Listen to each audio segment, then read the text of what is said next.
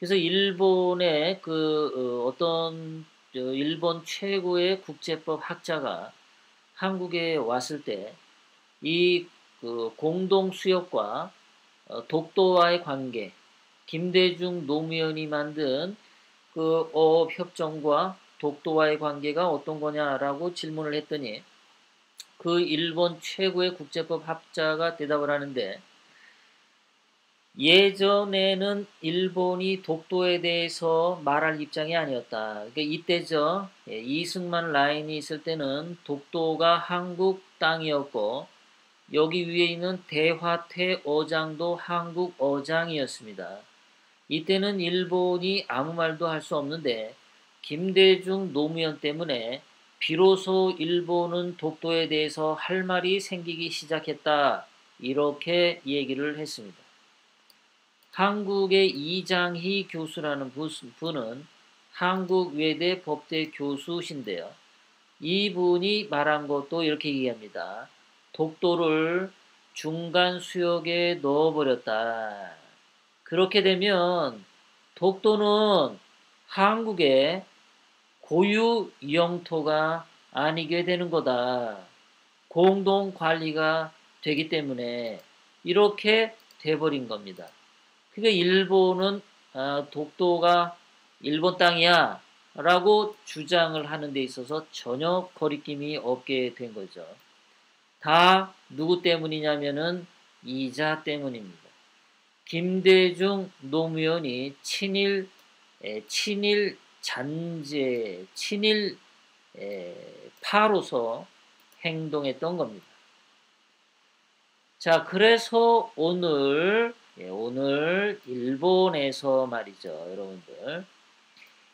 일본에서 초등학교 검정 교과서를 통과시켰는데 일본의 독도 영유권을 담은 그런 교과서를 통과시켰습니다. 자, 일본해에 있는 다케시마 독도는 일본 고유의 영토다라고 교과서에 이렇게 붙여버렸습니다. 이렇게 붙여버렸고 그 교과서에는 이런 식으로 표시가 된 겁니다. 여기 독도하고 그 울릉도에 줄을 이렇게 딱 걷어요. 그러니까 독도는 일본 땅, 그리고 여기 대화태 어장이 있던 여기도 일본 바다, 이러고 다 선을 그은 겁니다. 이렇게 선을 그게 된 게 누구 덕분이냐? 김대중 노무현 덕분이다. 김대중 노무현 덕분에 독도는 일본 땅이 됐다. 그러니까 문재인이 친일 잔재 청산하자 그러는데, 그러면은 독도를 일본에게 넘겨준 김대중 노무현부터 청산해보자. 문재인, 김대중 노무현부터 독도 일본에 넘긴 친일 파이니까 그 잔재부터 청산해봐. 자, 이렇게 했던 일본이 교과서를 검정 교과서에 독도는 일본 땅이라고 통과를 시켰더니 한국 정부 외교부가 오늘 뭐라고 기자들에게 얘기했냐면은 부당한 주장을 담은 일본 교과서 검정 통과를 규탄한다 라고 발표를 했어요. 그런데 이렇게 검정 교과서를 일본이 독도는 일본 땅이라고 통과를 오늘 한 것에는, 자, 제가 며칠 전에도 말씀드렸죠. 그 한국 법원에서 강제징용 관련 미쓰비시 특허권 등 재산 압류 판결을 내렸습니다. 한국이 이런 식으로, 그리고 사죄를 하라고 하는데 사죄 이미 했는데 또 사죄하라고 그러고, 보상받았는데 또 보상하라고 하고, 이런 식으로 일본에 대해서 계속 공격적으로 하니까 일본은 초등학교 교과서에 독도는 일본 땅 받고 또 일본의 자민당 의원들은 오늘 격한 주장들을 쏟아내는 회의를 했다고 합니다. 한국과 일본 사이의 현안을 두고. 또 신도 요시타카 전 일본 총무상은 한일 관계를 근본적으로 끊는 폭거를, 여기서 폭거라고 하는 것은 이 미쓰비시 재산을 압류한 거죠. 이렇게 일본 재산을 압류하는 폭거를 허용하면 국가와 국가 간의 신뢰가 성립할 수 없다. 이렇게 한국과 일본 사이에 갈등을 만들게 된 시초는 도요다 다이주, 김대중 노무현 덕분이다. 자, 그랬더니 이 일본 사람들이 어떻게까지 격앙하고 화를 냈냐면, 일본 기업체들이 한국에서 영업을 하는데 그 손해볼 각오를 하고 한국 경제에 더 큰 타격을 주는 경제 제재를 해야 한다라고 일본의 자민당 국회의원들이 이런 회의를 한 겁니다. 자, 그래서 한국과 일본이 이런 식으로 갈등이 깊어져서 경제 제재 같은 것이 생기면 누가 더 경제적인 타격을 입냐, 누가 더 타격을 입냐 하고 봤습니다. 봤더니 한국이 몇 배 더 위험합니다. 자, 일본 외환 보유고하고 한국의 외환 보유고를 비교했더니 일본은 외환 보유고가 한국보다 3배가 많습니다. 그러니까 경제 위기가 발생했을 때, 경제 위기가 발생했을 때 한국이 일본에 비해서 몇 배나 더 위험한 상황이라고 하는 거죠. 일본도 손해를 보겠죠. 한국에서 기업하는 일본 기업도 피해를 입겠지만 한국이 몇 배 더 큰 충격을 받게 된다라는 겁니다. 이게 다 누구 때문이냐? 김대중, 노무현 덕분이다.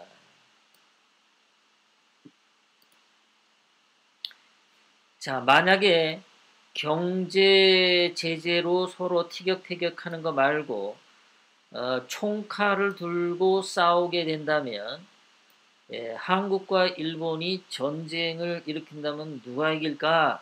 누가 이길까? 그래서 한번 봤습니다.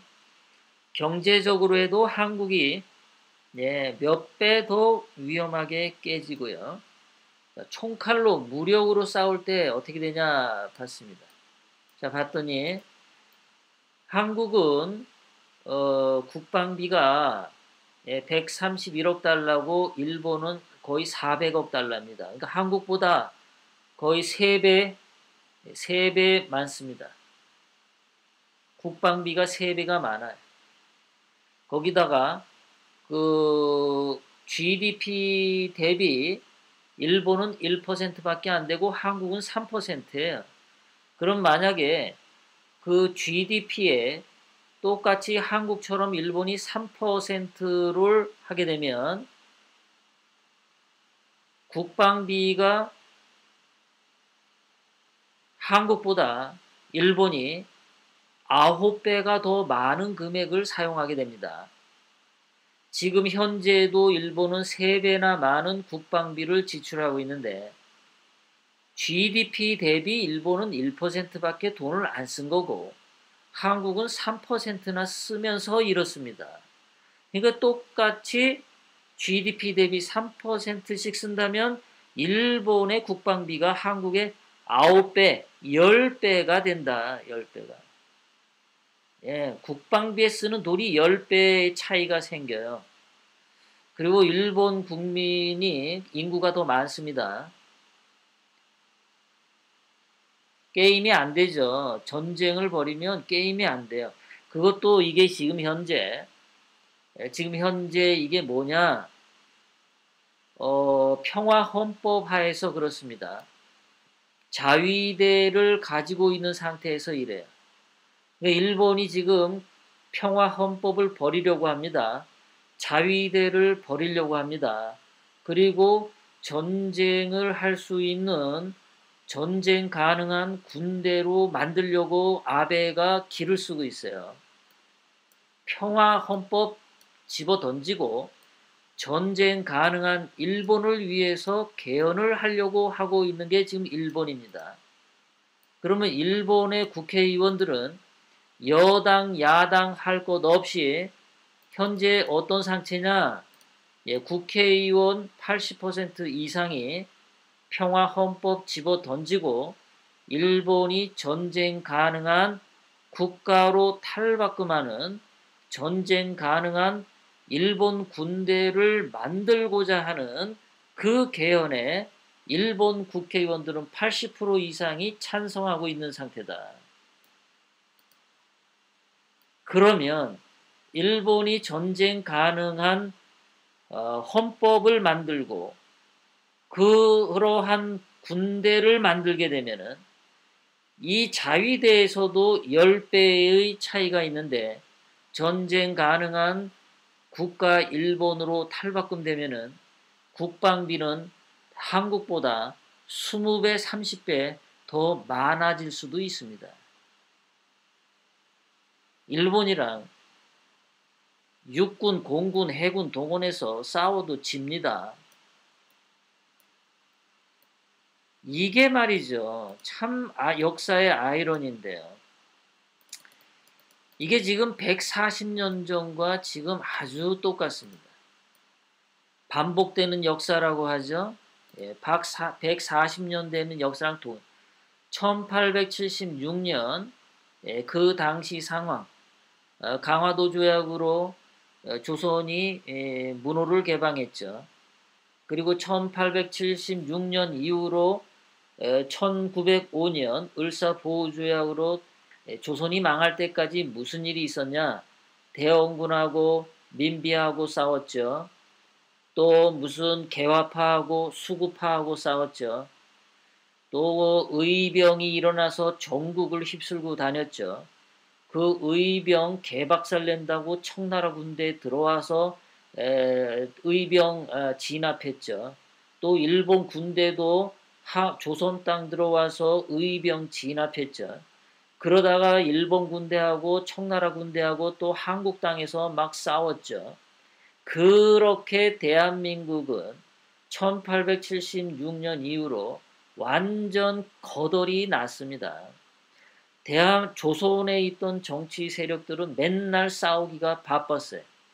자, 2019년 현재 보죠, 여러분들.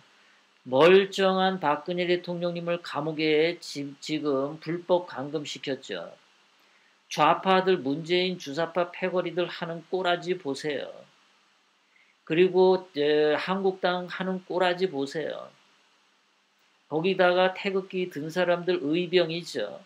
태극기 든 우리 시민들도 보세요. 국회의원 자리 하나 더 하겠다고 태극기 든 인간들 많죠. 애국 우파라고 하지만 국회의원 자리 하나 더 해먹겠다고 하는 사람들 많습니다. 140년 전 조선과 2019년 대한민국의 꼴을 보면요. 대한민국은 어떠한 정치단체도 단결되어 있지 않다.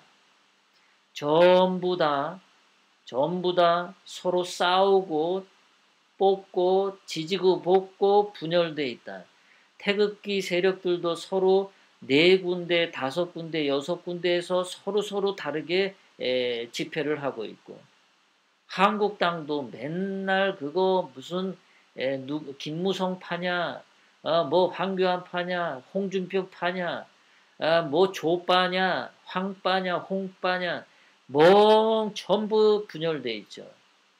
그런데 2019년 대한민국은 이렇게 140년 전 조선처럼 똑같이 갈기갈기 분열돼 있는데 일본은 지금 80%의 국회의원이 똘똘 뭉쳐서 전쟁이 가능한 일본으로 만들자 하는데 합의를 한 상태. 140년 전 일본 정치 세력들이 똘똘 뭉친 것과 너무나 똑같습니다. 너무나 똑같아. 거기다가 한국은 일본의 국방비 따질 것도 없어요. 일본 국방비하고 한국 국방비 따질 것도 없고요. 전쟁할 것도 없고요. 만약에 일본이 조선 말처럼 말이죠. 이렇게 하면은 일본이 또 이깁니다. 자, 일본이 조선 지배층이 일본에 의해서 돈으로 매수되었습니다. 그래서 조선인들이 스스로 조선 군대를 해체했었습니다. 그리고 조선을 일본에 넘겼습니다. 그때 전쟁 없이 일본이 이겼습니다. 지금도 한국은 권력자들 웃대가리만 돈으로 매수하면 전쟁 없이 일본은 다시 한국을 먹을 수 있다라는 이런 글을 쓴 사람이 있어요. 한국의 국방비는 세계 10위임에도 똥별들이 국방비를 날려먹고 사병 월급이 북한 다음으로 형편없고 강제로 끌려온 한국군 사병은 불만이 폭증한 상태다. 이런 상태에서 돈 몇 푼 집어주면 일본이 이기는데 일본이 이긴다. 그래서 또 뭐 조금 괜찮은 군인이 있어서 싸우겠다고 하면 국방력으로 일본한테 개쳐 발리는 거죠. 경제도 마찬가지고. 더군다나 한국은 정치 세력 간에 대한민국을 살리겠다는 정치 세력 간에 전부 분열되어 있다라는 거죠.